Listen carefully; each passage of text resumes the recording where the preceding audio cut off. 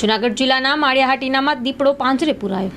નવા ગળોદર ગામ નજીક દીપડો આવી ચડ્યો હતો, જ્યારે વન વિભાગની મહા મહેનતે દીપડો પાંજરે પુરાયો હતો।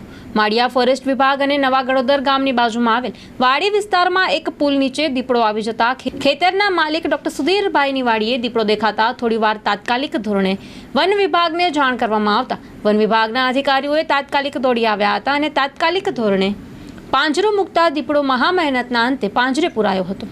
માળિયા ફોરેસ્ટ ડિપાર્ટમેન્ટ સાથે ગામના સરપંચ, ખેડૂતો અને નજીકના લોકો અને ફોરેસ્ટ સ્ટાફ સાથે ભારે જહેમત બાદ દીપડો પાંજરે પુરાયો હતો। દિવસના સમયે ઓચિંતો દીપડો ચડી આવતા તુરંત જ ધ્યાને આવી જવાથી કોઈ પણ ઘટના બને તે પહેલા જ દીપડો પાંજરે પુરાયો હતો।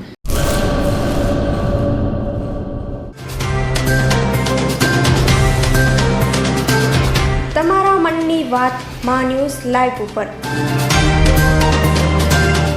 સાંજે 5:30 કલાકે લાઈવ દરમિયાન વાત કરવા 97 252 06125 ઉપર કોલ કરવો।